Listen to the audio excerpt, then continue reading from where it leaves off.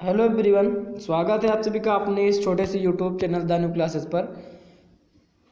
तो फ्रेंड्स, आज की इस वीडियो में हम डिविजनल टैलेंट सर्च एग्जामिनेशन 2023 के बारे में बात करेंगे, जो कि मोस्ट इंपॉर्टेंट क्वेश्चन मैं आपको इस वीडियो में कवर कराने वाला हूं। ठीक है, ये हमारा सेट नंबर ये है और ऐसे कई सेट आपको आएंगे, यानी कि मेरे चैनल पे आपको मिल जाएंगे। आप लोग ये मोस्ट इंपॉर्टेंट क्वेश्चन देखते रहिएगा। इस वीडियो में हम केवल 60 क्वेश्चन करने वाले हैं, जो कि मोस्ट इंपॉर्टेंट है। ठीक है, तो करना क्या है कि आप लोगों को चैनल को सब्सक्राइब कर लेना है, वीडियो को लाइक कर देना है और अपने दोस्तों के साथ इस वीडियो को ज़्यादा से ज़्यादा शेयर कर देना है। चलिए हम अपनी वीडियो के पहले क्वेश्चन के बारे में बात करते हैं। तो आज का हमारा जो पहला प्रश्न है, इसमें हम देखेंगे कि जो हमारा पहला प्रश्न है, भारत में राष्ट्रीय आय का आकलन सबसे पहले किसने किया था? तो जो भारत में सबसे पहले आय का आकलन जो किया था, यह दादा भाई नौरोजी ने किया था। ठीक है, इस वीडियो का पहला क्वेश्चन है। अगला क्वेश्चन है, WTO का मुख्यालय कहाँ है? तो WTO का मुख्यालय आपका जिनेवा में है। इस तरीके से क्वेश्चन आपको लिख लेना है। अगला क्वेश्चन है, मुद्रा आपूर्ति किसके द्वारा नियंत्रित की जाती है? तो मुद्रा आपूर्ति किसके द्वारा नियंत्रित की जाती है? तो ये भारतीय रिजर्व बैंक के, यानी कि RBI के द्वारा आपूर्ति की जाती है। अगला क्वेश्चन है, अंग महाजनपद की राजधानी कहाँ थी? तो अंग महाजनपद की राजधानी ये चंपा थी। ठीक है, कहाँ थी? चंपा थी। एक महाजनपद है जिसका नाम है अंग, और अंग की राजधानी कहाँ थी? तो ये चंपा थी। यह पिछले साल यानी कि 2018 या 19 में जूनियर लेवल में पूछा गया था क्वेश्चन। ठीक है, अंग की मतलब राजधानी कहाँ थी? तो ये चंपा थी। ठीक है, अगला क्वेश्चन है, सुनामी का मुख्य कारण क्या है? तो सुनामी का मुख्य कारण आपका है समुद्री सतह पर भूकंप का आना, इसी की वजह से हमारा सुनामी आता है। अगला क्वेश्चन है, मानव विकास सूचकांक किसने विकसित किया था? ठीक है, यानी कि किसके द्वारा विकसित किया गया था? तो ये हुआ था आपका महबूबुल हक के द्वारा। महबूबुल हक के द्वारा यह मानव विकास सूचकांक शुरू किया गया था, यानी कि विकसित किया गया था। अगला क्वेश्चन है, कृषि उत्पादकों की कोटि किस प्रकार निर्धारित की जाती है? तो कृषि उत्पादकों की कोटि किस प्रकार निर्धारित की जाती है? तो ये होती है आपका एक मार्ग। ठीक है, एक मार्ग के कोटि के आधार पर उत्पादकों की कोटि निश्चित की जाती है। अगला क्वेश्चन है, अमेरिका की खोज किसने की थी? तो अमेरिका की खोज कोलंबस ने की थी। बहुत ज़्यादा मोस्ट इंपॉर्टेंट है और इसका सन भी याद रखिएगा, 1498 ईस्वी में कोलंबस ने अमेरिका की खोज की थी। अगला क्वेश्चन है, नासिक किस नदी के किनारे स्थित है? तो नासिक जो आपका है गोदावरी नदी के किनारे स्थित है। नेक्स्ट क्वेश्चन है, पेंसिलिन किससे प्राप्त की जाती है? तो पेंसिलिन का खोज जो किसने किया था? तो अलेक्जेंडर फ्लेमिंग नामक एक वैज्ञानिक थे, उन्होंने किया था, अलेक्जेंडर फ्लेमिंग। और यह किससे प्राप्त किया जाता है? तो ये फफूंद से प्राप्त किया जाता है। ठीक है, अगर फफूंद पुष्प मतलब किससे प्राप्त किया जाता है तो आपको बता देना है फफूंद से। और पेंसिलिन की खोज अगर पूछता है तो अलेक्जेंडर फ्लेमिंग ने की थी। ठीक है, याद रखिएगा आप लोग, बहुत ज़्यादा मोस्ट इंपॉर्टेंट, बार बार रिपीटेड क्वेश्चन है। अगला क्वेश्चन है, किस देश में विक्रम सम्राट आधिकारिक कैलेंडर है? विक्रम संवत। ठीक है, संवत आधिकारिक कैलेंडर है, तो ये आपका है नेपाल में। याद रखिएगा, बहुत ज़्यादा मोस्ट इंपॉर्टेंट क्वेश्चन है। अगला क्वेश्चन है, गांधी जी द्वारा सन 1933 ईस्वी तक संपादित समाचार पत्र का नाम क्या था? तो ये था आपका यंग इंडिया। ठीक है, यंग इंडिया नामक पत्रिका 1933 तक संपादित किया गया था महात्मा गांधी जी द्वारा। अगला क्वेश्चन है, मोती मस्जिद किस नगर में स्थित है? तो मोती मस्जिद आप लोगों को पता होगा, आगरा शहर में स्थित है। नेक्स्ट क्वेश्चन है, निम्नलिखित में से विटामिन ई का अच्छा स्रोत कौन सा है? तो ये आपका हो जाएगा ताजी सब्जियां। ठीक है, अगला क्वेश्चन है, पित्त का स्रोत पित्त का स्रोत क्या है? तो ये पित्त का होता है विटामिन यकृति जो होता है आपका। पित्त कहाँ से वो होता है, स्रावित होता है, तो यकृत से आपका पित्त स्रावित होता है। अगला क्वेश्चन है, उस विटामिन का नाम बताइए जो किसी भी मांसाहारी भोजन में नहीं मिलता है। उस विटामिन का नाम बताइए जो किसी भी मांसाहारी भोजन में नहीं मिलता है। यानी कि आपका ऑप्शन नंबर कुछ भी दिया होगा तो उसमें आंसर आपका डी होगा। ठीक है, अगर ऑप्शन में दे रखा होगा ऑप्शन नंबर डी, तो वही आपका आंसर सही हो जाता है। ठीक है, विटामिन डी सही हो जाता है।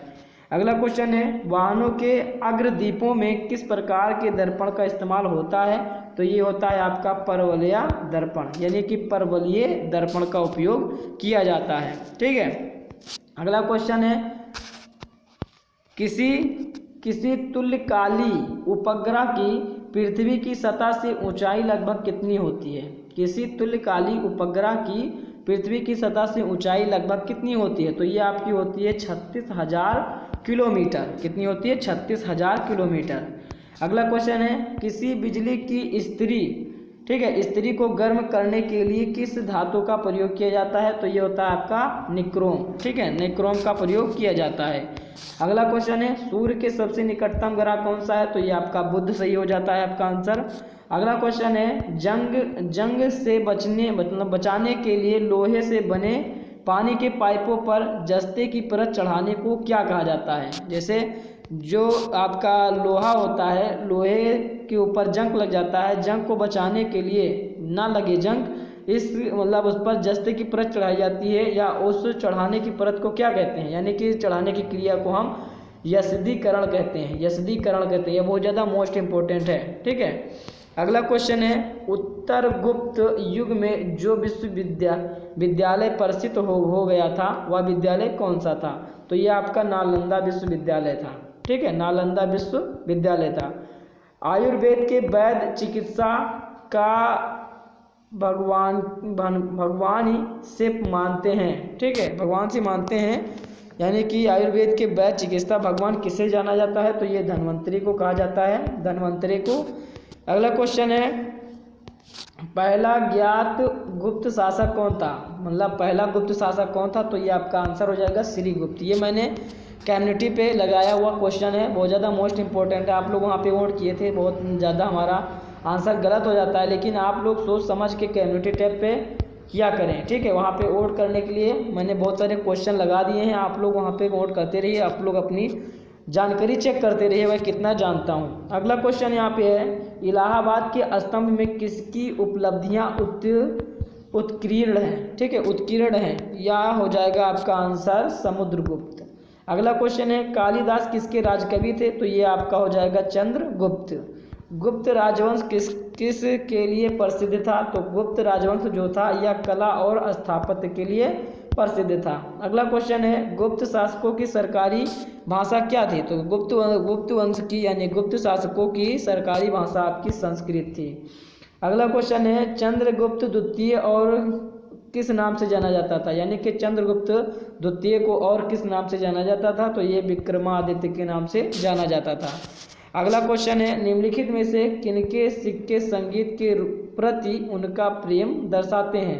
मतलब किनके सिक्के संगीत के प्रति उनका प्रेम दर्शाते हैं? तो ये हो जाएगा आपका गुप्त वंश के शासकों, ठीक है, गुप्त वंश के शासकों के सिक्के जो हैं उनके संगीत के प्रति उनका प्रेम दर्शाते हैं। नेक्स्ट क्वेश्चन है कंचनजंगा पर्वत शिखर कहाँ स्थित है? तो कंचनजंगा पर्वत शिखर सिक्किम राज्य में स्थित है और सिक्किम की राजधानी में आपको बता दूं कि यह आपका गंगटोक में है, ठीक है, गंगटोक में सिक्किम की राजधानी है। अगला क्वेश्चन आपके सामने है असम के कौन से व्यक्ति भारत के राष्ट्रपति रह चुके हैं? असम के कौन से व्यक्ति भारत के राष्ट्रपति रह चुके हैं? तो ये हो जाएगा आपका आंसर फखरुद्दीन अली अहमद। फखरुद्दीन अली अहमद ये आपके हैं जो भारत के राष्ट्रपति रह चुके हैं। नेक्स्ट क्वेश्चन है वायु का दाब मतलब वायु का दबाव किसके कारण होता है? तो वायु का दबाव उनके घनत्व के कारण होता है। अगला क्वेश्चन है कौन सा शहर जापान की राजधानी है? तो जापान की राजधानी आपका टोक्यो हो जाएगा। बहुत ज़्यादा सिंपल क्वेश्चन है।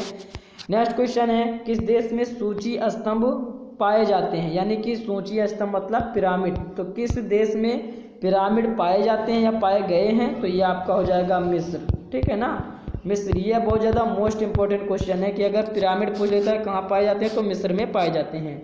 अगला क्वेश्चन है किस जानवर को रेगिस्तान का जहाज कहा जाता है? तो ये ऊंट को कहा जाता है। नेक्स्ट क्वेश्चन है मानव ने सर्वप्रथम किस धातु का प्रयोग किया था? तो ये आपका आंसर हो जाएगा तांबा। नेक्स्ट क्वेश्चन है कोयले का सर्वाधिक उत्पादन कहाँ होता है? तो ये आपका होता है झारखंड। कहाँ होता है? झारखंड। फिर है आपका डेक्टियोलॉजी, ठीक है, डेक्टियोलॉजी सांकेतिक भाषा किसको सूचित करती है? जो डेक्टियोलॉजी है यह शारीरिक विकलांगों के अध्ययन को सूचित करती है। याद रखिएगा कई लॉजी यानी कि अध्ययन से भी क्वेश्चन आपका आता है, तो ये आप ध्यान रखिएगा कि अगर डेक्टियोलॉजी आपका क्वेश्चन पूछता है तो ये आपका आंसर हो जाएगा शारीरिक विकलांगों के अध्ययन को। नेक्स्ट क्वेश्चन है, कौन से भारतीय राष्ट्रपति की मृत्यु पर रहते हुए हुई थी, यानी कि राष्ट्रपति की मृत्यु पद पर रहते हुए हुई थी। तो ये आपकी हुई थी डॉक्टर जाकिर हुसैन की। डॉक्टर जाकिर हुसैन की मृत्यु राष्ट्रपति पद पर थे तभी उनकी मृत्यु हुई थी। अगला क्वेश्चन है 41 वाला, लीमा किस देश की राजधानी है? तो ये आपका हो जाएगा पेरू। ठीक है, पेरू राजधानी है किसकी? लीमा की। अगला क्वेश्चन है, किसे भारतेंदु के नाम से जाना जाता है? तो ये भारतेंदु के नाम से हरिश्चंद्र को जाना जाता है। नेक्स्ट क्वेश्चन है, रस्किन बॉन्ड किस रूप में जाने जाते हैं? तो रस्किन बॉन्ड एक बहुत ज़्यादा फेमस राइटर हैं, यानी कि उन्हें लेखक के रूप में जाना जाता है। अगला क्वेश्चन है, महाभारत में भीष्म किसके पुत्र थे? तो महाभारत में भीष्म जो थे आपके गंगा के पुत्र थे। किसके पुत्र थे? गंगा के पुत्र थे। अगला क्वेश्चन है, भारतीय हरित क्रांति की जन्मस्थली किसे कहा जाता है? तो यह पंतनगर को कहा जाता है। भारतीय हरित क्रांति की जन्मस्थली जो है पंतनगर को कहा जाता है। राष्ट्रीय भौतिकी प्रयोगशाला कहाँ स्थित है? तो ये आपका नई दिल्ली में स्थित है। ज़्यादा इम्पोर्टेंट क्वेश्चन है। राजस्थान का सर्वाधिक गर्म स्थल कौन सा है? तो राजस्थान का सबसे ज़्यादा गर्म स्थल जो है यह बीकानेर है। ठीक है, बीकानेर में सबसे ज़्यादा गर्मी होती है राजस्थान के शहर में। अगला क्वेश्चन है, सूर्य व पृथ्वी के मध्य कौन से दो ग्रह हैं? जो पृथ्वी है और सूर्य है उनके मध्य में कौन से ऐसे दो ग्रह हैं? तो ये आपका हो जाएगा आपका आंसर बुध और शुक्र। बुध और शुक्र ऐसे दो ग्रह हैं जो सूर्य और पृथ्वी के मध्य स्थित हैं। अगला क्वेश्चन है, सरिस्का किस राज्य में स्थित है? तो सरिस्का जो है आपका राजस्थान में स्थित है। ये बहुत ज़्यादा लेटेस्ट मतलब जीके क्वेश्चन है, आप लोग ध्यान में रखिएगा, कोई ना क्वेश्चन आ सकता है। विश्व का प्रथम ग्रीन इस्लामिक ब्रांड निम्नलिखित में से किस देश ने जारी किया है? तो यह आपका हो जाएगा मलेशिया। अगला क्वेश्चन है, किस देश के साथ म्यांमार की अंतर्राष्ट्रीय सीमा सबसे लंबी है? तो ये हो जाएगी लाओस। लाओस को आपका सफ़ेद हाथियों का देश भी कहा जाता है, यानी कि 1000 हाथियों का देश भी कहा जाता है, याद रखिएगा। अगला क्वेश्चन है, निम्न में से किस वर्ष उपभोक्ता संरक्षण अधिनियम यानी कि कोपरा जिसे कहा जाता है यह कब पारित हुआ था? तो ये 1986 ईस्वी को हुआ था। ये बहुत ज़्यादा मोस्ट इंपॉर्टेंट क्वेश्चन है। ये मिडिल ग्रुप और सीनियर ग्रुप सभी के लिए ज़्यादा मोस्ट इंपॉर्टेंट है। ठीक है, अगला क्वेश्चन है, निम्न में से किस धर्म से अणुव्रत शब्द जुड़ता है? तो अणुव्रत जो है आपका जैन धर्म से जुड़ता है। ठीक है, नेक्स्ट क्वेश्चन है, निम्न में से कौन सा पत्तन पनामा नहर के उत्तरी सिरे पर स्थित है? पनामा नहर के उत्तरी सिरे पर कौन स्थित है? तो ये आपका हो जाएगा कोलोन। क्या हो जाएगा? कोलोन। ठीक है ना। अगला क्वेश्चन है, नर्मदा और ताप्ती नदियों के जल को कौन सी श्रृंखला विभाजित करती है? तो ये आपका हो जाएगा आंसर सतपुड़ा। क्या हो जाएगा? सतपुड़ा। ब्रिटिश द्वारा भारत में सर्वप्रथम बंदरगाह कहाँ स्थापित किया गया था? यह ज़्यादा most important and very very important question है कि ब्रिटिश द्वारा भारत में सर्वप्रथम बंदरगाह कहाँ स्थापित किया गया था? तो यह सूरत में स्थापित किया गया था। ठीक है, अगला क्वेश्चन है, विश्व में प्राकृतिक रबर का सबसे बड़ा उत्पादक देश कौन सा है? तो ये आपका हो जाएगा आंसर थाईलैंड। क्या हो जाएगा? थाईलैंड सबसे बड़ा रबर उत्पादक देश है। नेक्स्ट क्वेश्चन है, प्रथम देश जिसने महिलाओं को वोट का अधिकार दिया। ठीक है, ये ज़्यादा मोस्ट इम्पोर्टेंट, ये भी लेटेस्ट क्वेश्चन है आपका जीके का, जो कि हर बार अभी पूछा जा रहा है। इस क्वेश्चन में जितने भी पेपर हुए उनमें लगभग आ रहा है ये क्वेश्चन कि प्रथम देश यानी कि पहला वह कौन सा देश है जिसने महिलाओं को वोट का अधिकार दिया था? तो ये आपका हो जाएगा न्यूजीलैंड। ठीक है, न्यूजीलैंड देश ने सबसे ज़्यादा सबसे पहले महिलाओं को वोट देने का अधिकार दिया था। नेक्स्ट क्वेश्चन है, कौन सी गैस ग्रीन हाउस गैस है? तो ये आपका हो जाएगा कार्बन डाइऑक्साइड यानी कि CO2। लास्ट क्वेश्चन है इस वीडियो का और इस सेट का, तो इसमें है, चॉकलेट स्वास्थ्य के लिए खराब हो सकता है क्योंकि उसमें अधिक अंश किसका होता है? ठीक है, अधिक अंश होता है। तो याद रखिएगा, ये ज़्यादा मोस्ट इम्पोर्टेंट साइंस का क्वेश्चन है कि जो चॉकलेट स्वास्थ्य के लिए खराब हो सकता है क्योंकि उसमें अधिक अंश आपके लेड यानी कि शीशे के अधिकांश पाए जाते हैं, इसलिए वह खराब हो सकता है, यानी कि हमारे स्वास्थ्य के लिए ज़्यादा हानिकारक हो सकता है। तो यह 60 क्वेश्चन आपके DTSC एग्जाम के लिए, यानी कि डिविजनल टैलेंट सर्च एग्जामिनेशन 2023 के लिए, चाहे वह जूनियर ग्रुप का हो, मिडिल ग्रुप का हो या सीनियर ग्रुप का, सभी के लिए बहुत ज़्यादा मोस्ट इम्पोर्टेंट क्वेश्चन है।